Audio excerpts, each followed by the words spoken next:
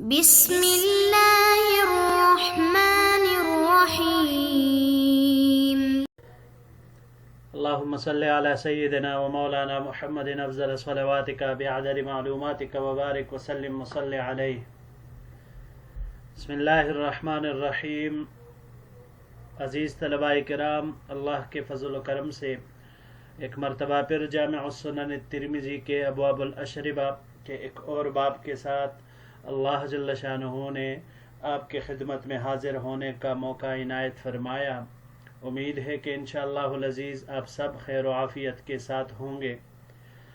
آج ہمارا سبق نمبر 33 ہے، تو بڑھتے ہیں اپنے سبق کی طرف۔ باب ما اسکر کثیرہ فقلیلہ حرام۔ یہ باب ہے اس بیان میں کہ جس چیز کی زیادہ مقدار نشہ آور ہو تو اس کا قلیل بھی حرام ہے۔ وبه قال حدثنا قتيبة قال حدثنا اسماعيل بن جعفر وحدثنا علي بن حجر قال حدثنا اسماعيل بن جعفر عن داود بن بكر بن ابي الفرات عن محمد بن المنكدر عن جابر بن عبد اللہ رضی اللہ تعالی عنہ۔ ہمیں روایت کی قتیبہ نے، انہوں نے روایت کی اسماعیل ابن جعفر سے۔ اس کے علاوہ یہ سند دوسری طریقے سے بھی ہے، وہ بھی ہمیں روایت کی علی ابن حجر نے، انہوں نے روایت کی اسماعیل ابن جعفر سے، انہوں نے روایت کی داود ابن بکر ابن ابی الفرات سے، انہوں نے روایت کی محمد ابن منکدر سے، انہوں نے روایت کی جابر ابن عبداللہ رضی اللہ تعالی عنہ سے۔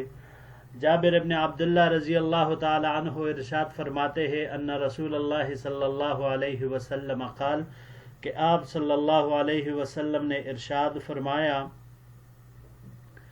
ما اسکر کثیرہ فقلیلہ حرام۔ جس چیز کا کثیر مقدار نشہ آور ہو تو اس کی قلیل مقدار بھی حرام ہے۔ وفی الباب عن سعد وعائشة وعبد الله بن عمرو وابن عمر وخوات بن جبیر۔ هذا حدیث حسن غریب من حدیث جعفر۔ اس باب میں سعد، حضرت ام المؤمنین عائشہ صدیقہ رضی اللہ تعالی عنہ، عبداللہ ابن عمر، عبداللہ ابن عمر اور خوات ابن جبیر رضی اللہ تعالی عنہم اجمعین سے روایات مروی ہیں۔ یہ حدیث حسن غریب ہے، حضرت حسن ہے اور غریب ہے جابر رضی اللہ تعالی عنہ کی روایت سے۔ وبه قال حدثنا محمد بن بشار قال حدثنا عبد الاعلى ابن عبد الاعلى عن هشام بن حسان عن مهدي بن ميمون وحدثنا عبد الله بن معاوية الجمحي عن مهدي بن ميمون المعنى واحد عن أبي عثمان الأنصاري عن القاسم بن محمد عن عائشة رضي الله تعالى عنها قالت۔ ہمیں روایت کی محمد بن بشار نے، انہوں نے روایت کی عبد الاعلی ابن عبد الاعلی سے، انہوں نے ہشام ابن حسان سے، انہوں نے مہدی ابن میمون سے۔ اس کا ایک اور طریقہ سند ہمیں روایت کی عبداللہ ابن معاویہ جمحی نے، انہوں نے مہدی ابن میمون سے ایک ہی معنی میں، انہوں نے ابو عثمان الانصاری سے، انہوں نے قاسم ابن محمد سے، اور قاسم ابن محمد رحمۃ اللہ علیہ نے حضرت عائشہ صدیقہ رضی اللہ تعالی عنہا سے روایت کی۔ قالت، آپ رضی اللہ تعالی عنہا فرماتی ہے، قال رسول اللہ صلی اللہ علیہ وسلم کے حضور نبی کریم صلی اللہ علیہ وسلم نے ارشاد فرمایا، کل مسکر حرام ما اسکر الفرق منہ فملء الکف منہ حرام۔ ہر نشہ آور چیز حرام ہے، جس کا ایک فرق مسکر ہو تو اس کا چلو بر بھی حرام ہے۔ قال احدہما فی حدیثہ، ان میں سے ایک اپنے حدیث میں فرمایا، الحسوۃ منہ حرام،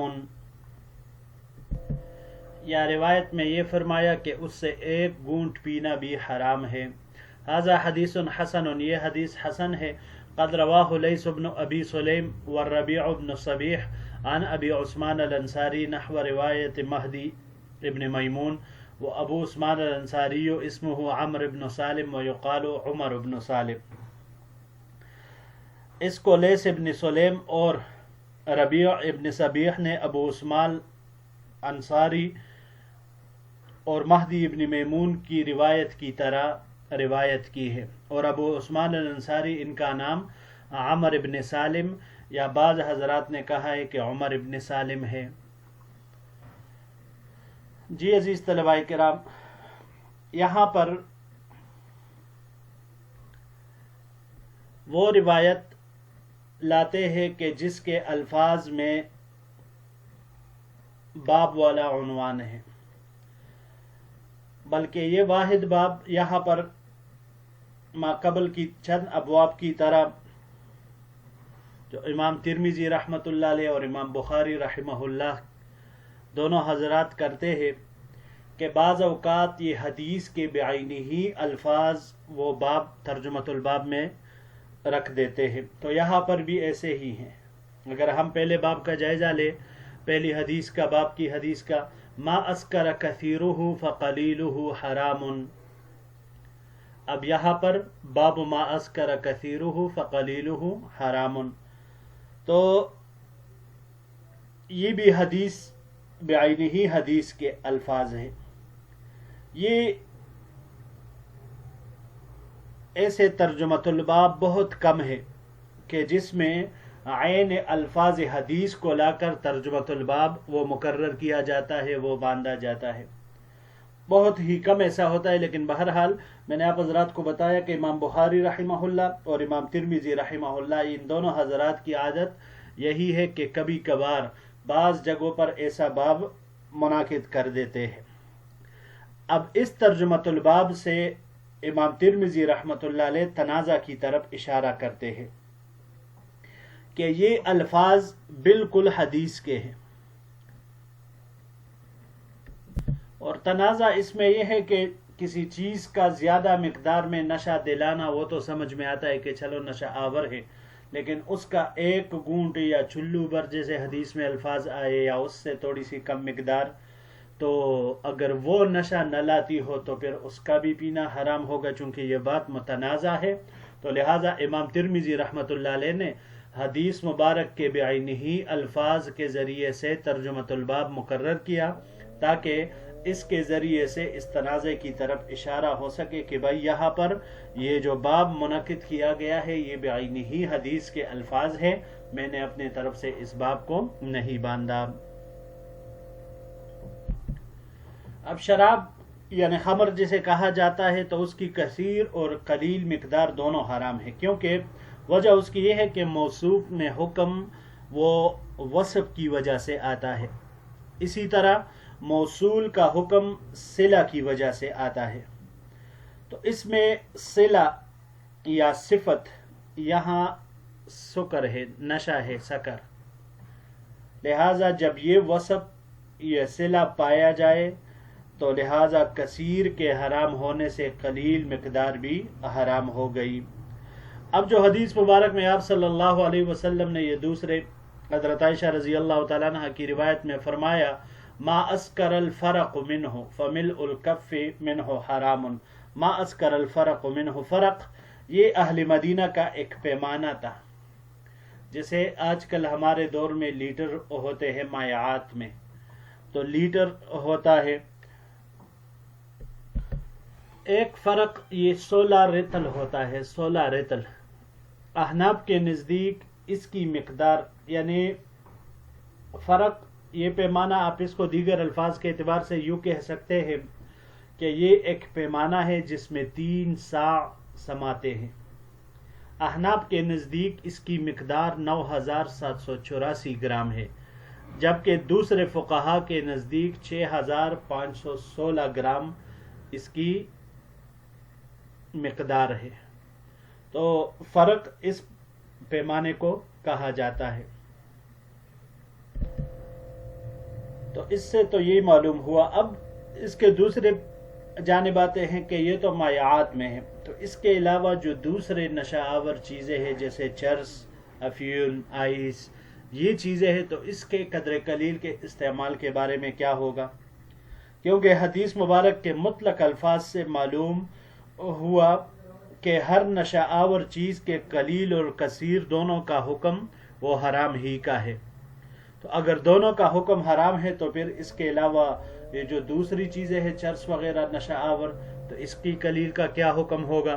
تو اس کے بارے میں علامہ بزازی نے امام محمد رحمۃ اللہ علیہ کے قول کو نقل کیا ہے کہ اس میں بھی یہی حکم ہے، ما اسکر کثیرہ فقلیلہ حرام، کہ چرس افیون وغیرہ اس میں بھی یہ قلیل اور کثیر دونوں مقدار وہ حرام ہے. لیکن علامہ ابن عابدین شامی رحمۃ اللہ علیہ نے مسکر اشیاء کو دو قسموں میں تقسیم کیا ہے. جو چیزیں نشہ آور ہوتی ہے اس کو دو طرح سے تقسیم کیا ہے، ایک مایعات، دوسری جامدات. تو مایعات میں تو اسی طرز کے قائل ہے کہ جو حدیث مبارک میں آیا ما اسکر کثیرہ فقلیلہ حرام. لیکن جو جامدات ہے تو جامدات کے حوالے سے فرماتے ہیں کہ کثیر مقدار اس کا حرام ہوگا لیکن قلیل حرام نہیں ہے. اور امام محمد رحمۃ اللہ علیہ کے قول سے جواب دیتے ہیں کہ امام محمد رحمۃ اللہ علیہ کا قول بھی مایعات کے بارے میں ہے، جامدات کے بارے میں نہیں ہے.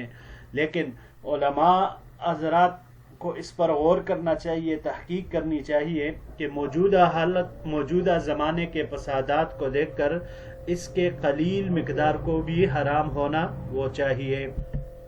کیونکہ موجودہ زمانے میں، موجودہ دور میں لوگ انتہائی وہ ان نشہ آور چیزوں کے استعمال کے عادی ہو گئے ہیں، بلکہ اب ان کے دلوں سے بالکل ان کے حرمت کا خیال بھی وہ نکلتا ہی جا رہا ہے.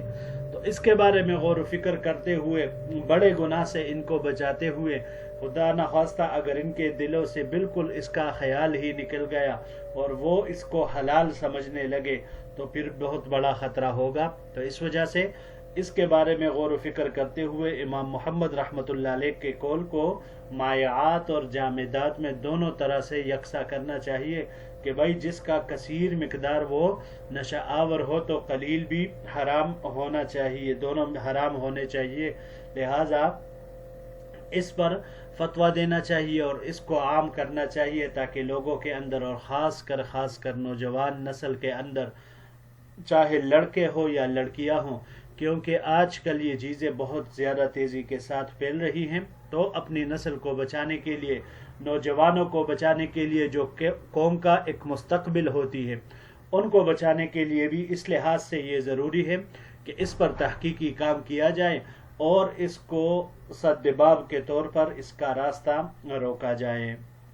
جی عزیز طلباء کرام، یہی تک ہمارا آج کا درس تھا. انشاءاللہ العزیز اگلے باب میں کے ساتھ ایک نئے درس کے ساتھ آپ کی خدمت میں پھر حاضر ہوں گے.